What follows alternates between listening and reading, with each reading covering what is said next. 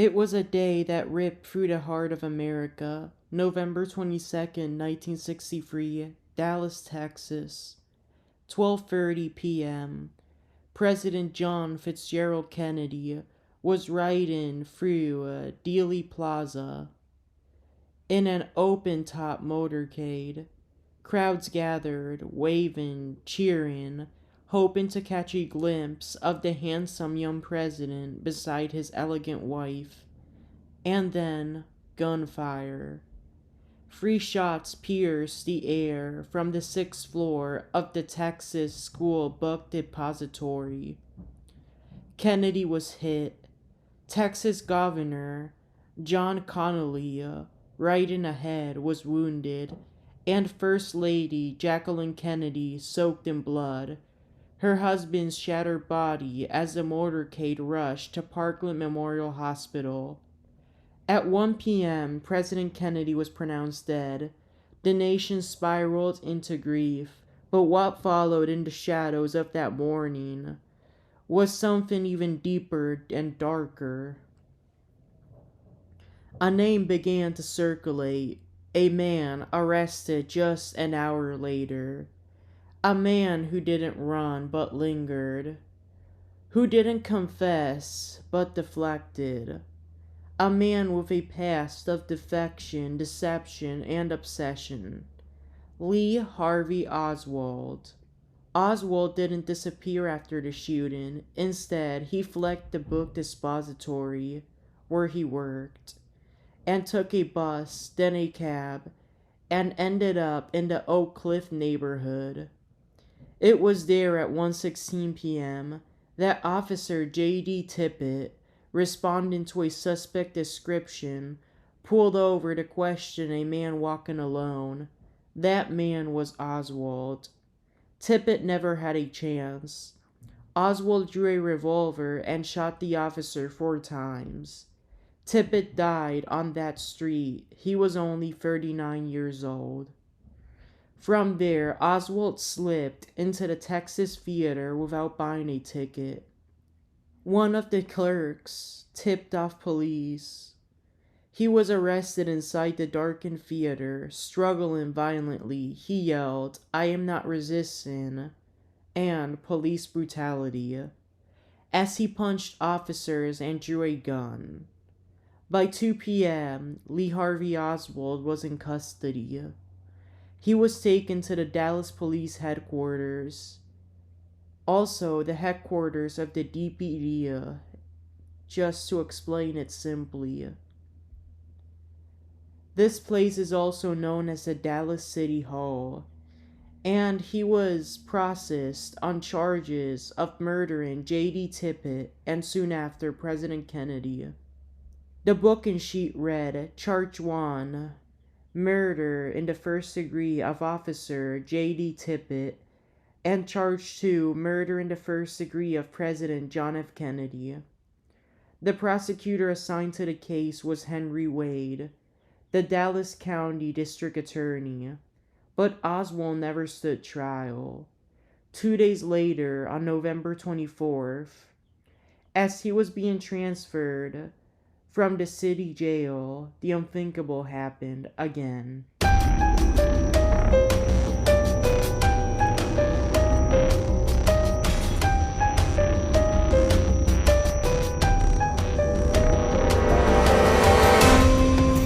Television cameras rolled. The world watched live as Oswald was walking out of the Dallas City Jail for a hearing in front of a magistrate that would be conducted at the Dallas County Jail.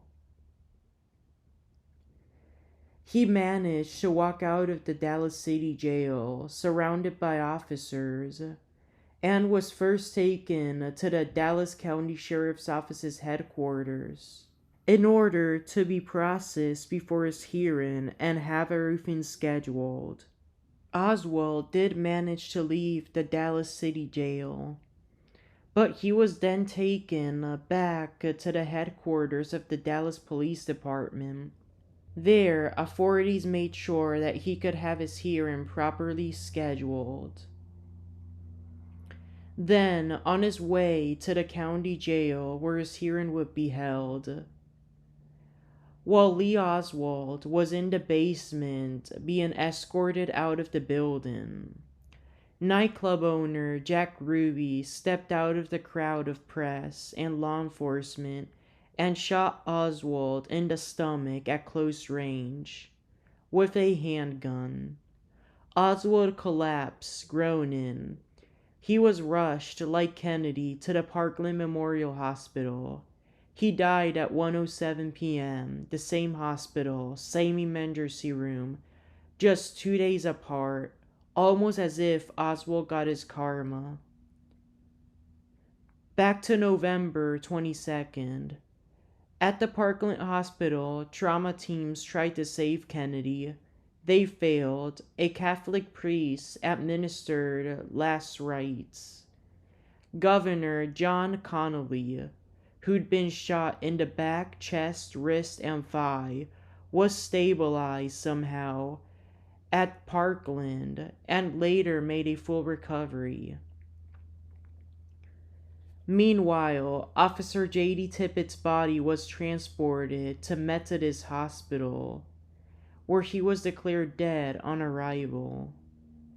Lastly, Lee Harvey Oswald was pronounced dead upon arrival at the Parkland Hospital. Funeral services unfolded over the next few days. President John F. Kennedy's body lay in repose at the White House on November 23rd. Then it was taken to the Capitol Rotunda for public viewing, where over 250,000 mourners passed by. On November 25th, a full state funeral was held at the St. Matthew's Cathedral in Washington, D.C., followed by burial at Arlington National Cemetery, marked by an eternal flame lit by his wife, Jacqueline Kennedy herself.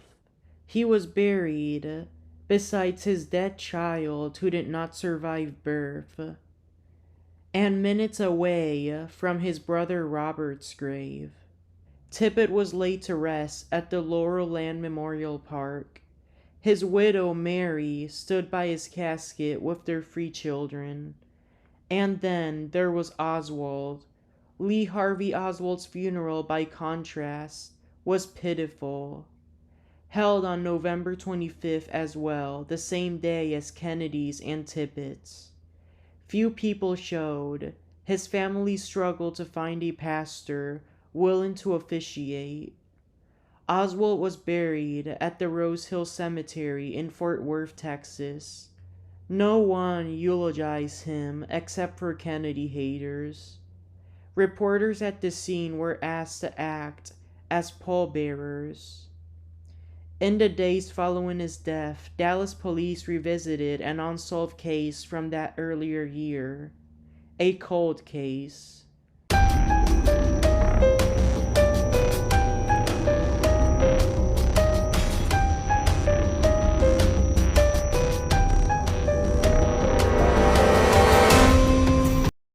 On April 10, 1963, a shot had been fired through the window of Major General Edwin Walker's home, a staunch anti-communist and segregationist. He had survived, but the case had gone cold. But Oswald's wife, Marina Oswald, later confessed, Lee tried to kill Walker. He stalked him.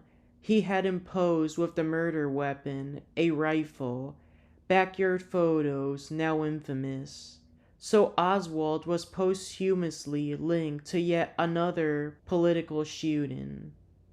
The police never knew that Oswald was the one responsible of injuring this general, and once they knew, he was already dead. A man who defected to the Soviet Union, a man who beat his wife, a man obsessed with Castro, a man denied greatness and sought it in blood. Was he a lone gunman, a CIA asset, a patsy like he declared himself? You know his name. But we do not know his truth, maybe not. But we do know this. Free men died violently in Dallas in November 1963. Each left behind a nation, a family, and a story. Only one left behind a question.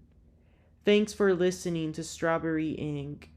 If you found today's story gripping, subscribe for more weekly dives into the dark, the forgotten, and the infamous. Until next time, stay aware, stay awake, and remember, history bleeds.